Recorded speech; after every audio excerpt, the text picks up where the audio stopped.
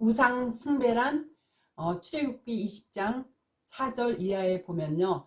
나를 위하여 새긴 우상을 만들지 말고 또 위로 하늘에 있는 것이나 아래로 땅에 있는 것이나 땅 아래 물속에 있는 것이 아무 형상이든지 만들지 말며 그것들에게 절하지 말며 그것들을 섬기지 말라.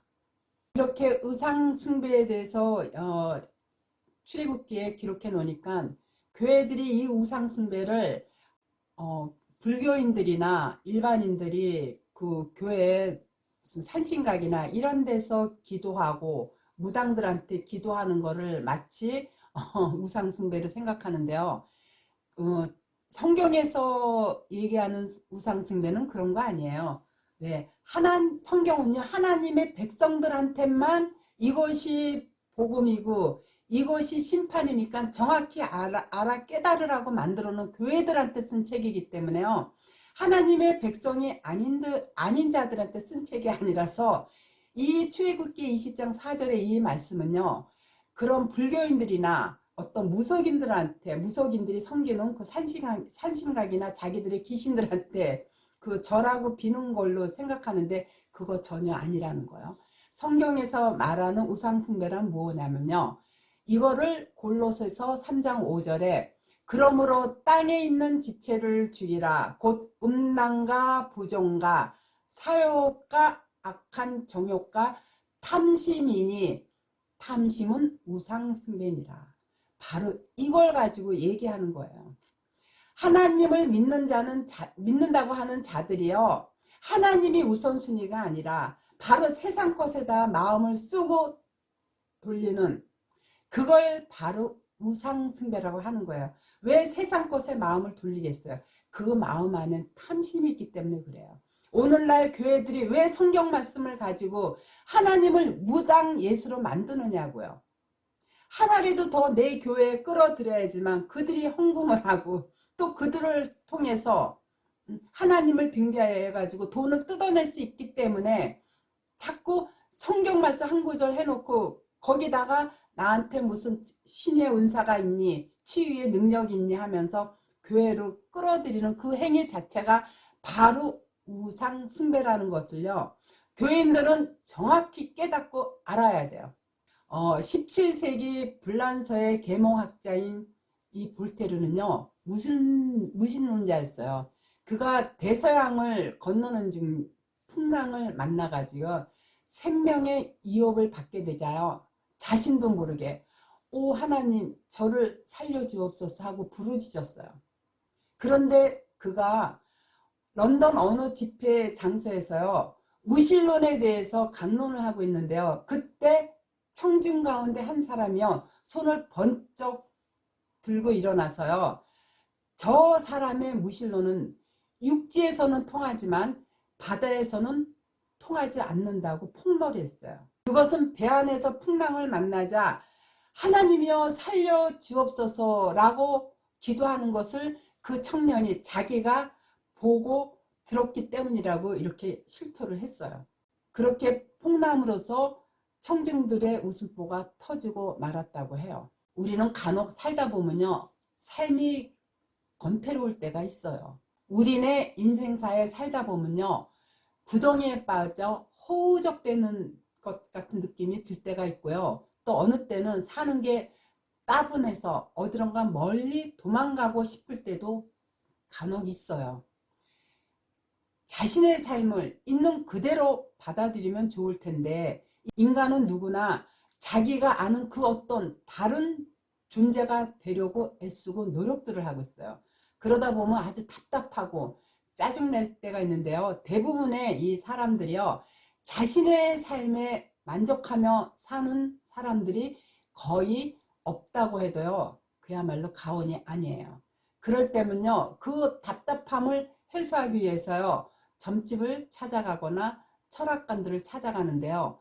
올바로 공부한 사람들한테 찾아가면요. 그나마 취길피용, 길한 것은 취하고 흉한 것은 피해갈 수 있는 그 정도는 그래도 조언을 해줄 수가 있는데요. 어설프게 공부한 사람들한테 가면요. 부적을 쓰게 한다거나 아니면 무당집에 가면요. 굿을 하게끔 종용을 해요. 그런데 하나님을 믿는다고 하는 사람들도 보면요, 바로 이와 마찬가지예요. 사업이 안 되거나 가족 중에 아픈 사람이 있으면요, 자기가 안다고 하는 이 목사한테요, 기도를 부탁해요. 그러면 그 목사는요, 아주 그럴듯하게 중보 기도라는 명분 아래요, 기도해 준다고 자처하면서요, 목사 자신이 기도하면요, 하나님이 들어주신다고 그럴듯하게 말을 해요. 물론 성경 여러 곳곳에 하나님께서 복을 충만하게 주신다는 약속은 매우 많아요. 그러나 그 복은요, 정확하게 알고 있어야 돼. 이 땅에서 잘 먹고 잘 살게 해준다는 그 약속이 아니라 천국 가는 영생의 복음을 약속하신 거예요. 그런데 목사들이 이러한 복을 빙자해서 많은 교인들을 미혹시키고 있어요. 그래서 마가복음 3장에 이렇게 밝혀놓았어요. 마가복음 3장 27절 이하에 보면은 내가 진실로 너희에게 이르노니 사람이 모든 죄와 무릇 해방하는 해방은 사하심을 얻되 누구든지 성령을 해방하는 자는 사하심을 영원히 얻지 못하고 영원한 죄에 처하느니라 하시니, 우리가 구원받은 그리스도인이라 할지라도요, 제 육신을 입고 있기 때문에요, 타락한 본성이 남아있어서요, 언제나 참다운 삶을 살아낼 수가 없어요. 그렇기 때문에 예수님도요, 사람이 지은 모든 죄는 사하심을 얻는다고 했어요. 그러나 누구든지 성령을 해방하는 자는요, 사하심을 영원히 얻지 못하고 영원한 죄에 처한다고 분명하게 밝혀 놓으신 거예요. 이는 마치 자신이 하나님의 직통 계시를 받은 것처럼 떠들어대는 목사들을 두고 하는 말이에요. 무슨 말만 하면 다 하나님의 계시니, 꿈의 응답을 받았니, 하나님께서 치유의 능력을 주셨니, 이런 자들이 바로 성령을 해방하는 자라고, 이런 자들은 영원히 영생을 얻지 못하고 죄에 처한다고 하신 거예요. 성령을 받기 전에 우리들은요, 다 죄인이기 때문에요, 매일매일 죄를 짓고 살아갈 수밖에 없어요. 그럴 때 우리는 하나님께 이렇게 간구해야 돼요. 하나님, 이런 죄가 너무도 불쌍합니다. 하루속히 이런 죄의 속박에서 벗어날 수 있게 해주세요. 이런 고백을 하나님께 간구하며 기도하다 보면요, 믿음이 자신도 모르게 조금씩 성장하게 돼요. 따라서 우리는 그렇게 목숨을 바쳐 하나님을 사랑할 것처럼 큰 소리 치지만요, 말처럼 하나님을 온전히 섬기고 사랑할 수가 없어요. 그러나 그런 마음이 우리를 하나님의 은혜의 장으로 이끌어 가고 있기 때문에요, 우리를 위로해 주고 있어요. 우리는 이렇게 신앙생활을 할 때마다요, 실패하는 우리 자신들을 보면서요, 우리 인간의 힘으로는요, 성령의 역사가 이루어지지 않는다는 것을 절실히 깨닫고 하나님의 도우심을 구해야 하는 거예요. 그래서 예수님도요, 요한복음 14장 14절에서 뭐라고 말씀하셨느냐면요, 내 이름으로 무엇이든지 내게 구하면 내가 시행하리라. 이는 세상적인 것을 구하는 것이 아니뇨, 영생을 구하는 일에 열심을 다해서 구하면 들어주신다는 이 말씀이에요. 영생을 구하는 일에 열심을 다하면요, 성도는 점차 작은 하늘나라로 만들어가는 거예요. 무엇보다 우리가 소중하게 간직하고 있는 믿음이나 구원을요, 장황한 말로 설명하기는 그리 쉽지가 않아요. 그걸 말로 누군가를 설득하여 하나님 앞에 무릎 꿇게 하는 것은요, 굉장히 어려운 일이에요. 그렇기 때문에 우리는요, 간혹 행동으로 말해야 할 때가 있어요. 말로만 떠드는 것이 아니라 일상의 생활을 통해서 우리가 변해가는 모습을 보여줄 때 다른 사람들은요, 우리의 믿음과 구원의 실체를 보면서 그 모습에서 하나님의 마음을 감지하면서 그 마음을 통해서 저절로 저 사람이 믿는 하나님이 대체 어떤 분이길래 저 사람이 저렇게 변해 있지? 그 사람이 믿는 하나님을 믿고 싶다는 생각이 들게 될 때 그게 바로 진정한 그리고 올바른 전도고 그게 바로 성경에서 말하는 사랑이에요. 사랑을 실천하는 거예요. 이 세상 것을 일에 창념하다 보면요. 하나님보다 물질과 나를 더 사랑할 수가 없어요. 그러나 하나님은요. 이 세상 것을 나보다 더 사랑하는 것을 뭐라고 하셨냐면 우상 숭배라고 단정을 지으셨어요. 우상을 섬긴다는 것은요. 나의 필요를 얻기 위해서 나보다 강한 대상에게 대가를 주고 부탁하는 것이에요. 그 우상은 필요한 것을 주고 대가를 받대요. 다른 요구는 하지 않아요. 반면에 하나님은요. 우상처럼 대가를 바라지는 않으시지만요. 우리에게 상대적으로 거룩을 요구하셔요.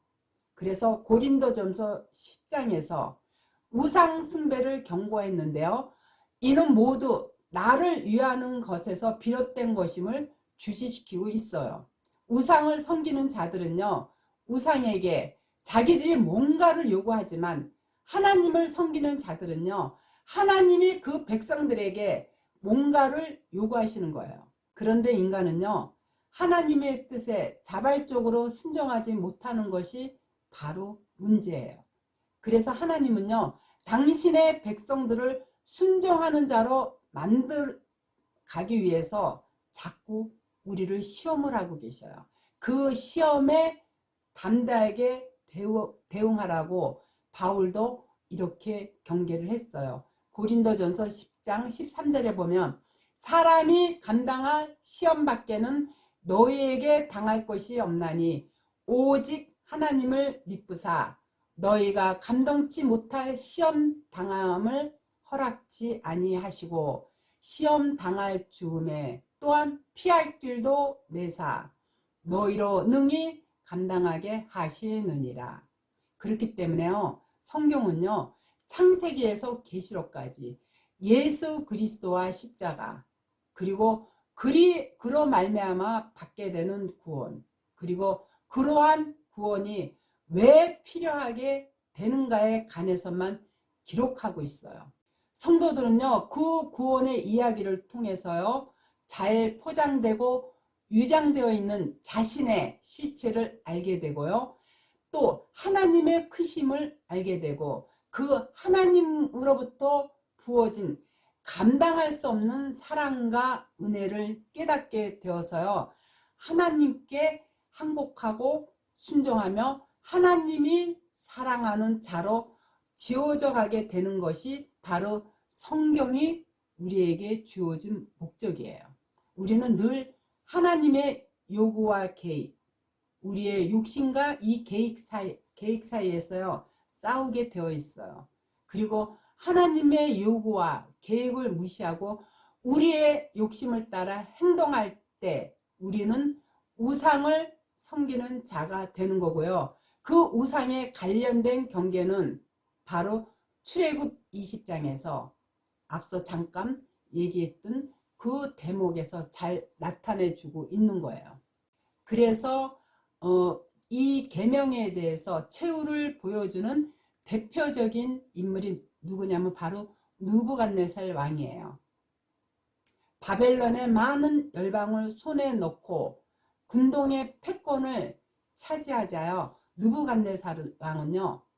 하나님을 무시한 채요. 군사력 자체를 신격화해서 온갖 잔악한 행위를 일삼았어요. 그들은 그 힘으로 자기 신을 삼는 자라. 그들은 그 힘으로요. 자기 신을 삼는 자라 이에 바람같이 급히 몰아 지나치게 행동하여 득제하리라 하고 하박국에서 이렇게 전하고 있어요. 다시 말해서 극도로 교만해진 느부갓네살 왕은요. 신의 모습을 형상한 거대한 신상을 세우고요. 모든 사람으로 하여금 그 앞에 절하게 했어요. 각 나라에서 쓰는 모든 악기를 총동원해 가지고요. 불악평지에 그 엄청난 소리가 울려 퍼지면요. 그 유세에 눌려서 금신상의 경배를 거부할 자가 없게끔 그렇게 어마어마하게 만들어 놨을 때, 그러나 다니엘의 세 친구는요. 느부갓네살이 만든 그 신상 앞에 절하지 않은 재료다가요. 왕 앞에 끌려갔어요. 그러나 사드록, 메삭, 아벳느고 세 사람은요. 조금도 떨지 않고요. 느부갓네살이여, 우리가 이 일에 대하여 왕에게 대답할 필요가 없나이다. 만일 그럴 것이면 왕이여, 우리가 섬기는 우리 하나님은 우리를 극렬히 타는 불무 가운데서 능히 건져내시겠고 왕의 손에서도 건져내시리이다. 이렇게 담대하게 느부갓네살 왕 앞에서 외쳤어요. 그리고 끝까지 금신상에게 절하지 않았어요. 다니엘의 세 친구는요. 그리 아니할지라도 왕이여, 우리가 왕의 신들을 섬기지도 아니하고 왕의 세우신 금신상에 절하지 아니할 줄을 아옵소서, 이렇게 담대하게 말했는데, 이에 왕이 분이 가득해가지고요. 세 사람을 결박해가지고 극렬히 타는 풀무불 가운데 던지게 했어요. 세 사람을 붙든 자들이 진짜 타 죽을 정도로 평소보다 7배나 뜨거운 풀물불이었는데, 그런데 결박되지 않은 네 사람이 풀무불 가운데서 다니는데요. 그 넷째 모양이 신들의 아들과 같았다고 했어요. 왕이 놀라서 세 친구들을 풀무에서 나오라 하고 보니까는요. 불이 능히 그 몸을 해하지 못했고요. 머리털도 그슬리지 아니하였고요. 이 옷의 빛도 변하지 아니하였고요. 불탄 냄새도 없었어요. 너무나 놀란 왕이요. 세 사람에게요. 하나님을 찬송하면서 왕명을 거역하면서도 우상숭배를 단호히 거부한 그들을 높이고요. 그같이 구원한 다른 신은 없다고 고백했어요. 이때 왕은요. 일시적으로 하나님을 두려워하였지만요. 후에 다시 교만해졌어요. 그가 그의 집에서 편히 쉬고 그의 궁에서 번영을 누릴 때 왕의 중앙에 있는 한 나무에 꿈을 꾸었는데요. 땅의 중앙에 있는 한 나무에 꿈을 꾸었는데 다니엘이 이를 해석해 주었어요. 이때 다니엘은요. 왕이 사람에게서 쫓겨나서 들짐승과 함께 거하며 소처럼 풀을 먹으며 하늘 이슬에 젖을 것이요 이와 같이 7대를 지낼 것이라. 그때 지극히 높으신 자가 인간 나라를 다스리시며 자기의 뜻대로 그것을 누구에게든지 주시는 줄을 아시리라 하고 이 꿈에 대한 해석을 해주면서 경고를 해줬어요. 그러나 왕은 교만할 대로 교만해져 있어서요. 다니엘의 그 경고를 무시했어요. 그리고 12달 후에 느부갓네살 왕이요. 바벨론 그 궁 지붕을 거니면서요. 이 큰 바벨론을 내 능력과 건설로서 건설하여 나의 도성을 삼고 이것으로 내 위엄의 영광을 나타낸 것이 아니냐 라고 하면서요. 자신의 업적을 드러내었을 때 이 말이 왕의 입에 있을 때 느부갓네살은요. 왕위에서 쫓겨나 7년간 강인이 되어서 짐승과 같이 사는 저주를 받았어요. 결국 그가 세운 바벨론은요. 메대 다리오 왕과 바사의 고레스 2세의 연합 작전에 의해서 패망하고 말았어요.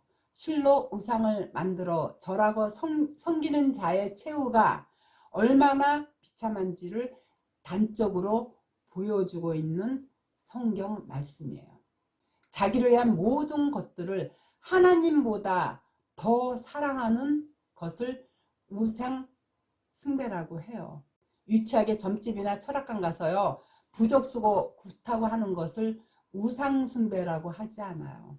이는요. 하나님을 믿지 않는 하나님의 선택에서 제외된 자들이 나오는 세상적인 일이기 때문에요. 하나님은요, 이들한테 관심이 아예 없으셔요.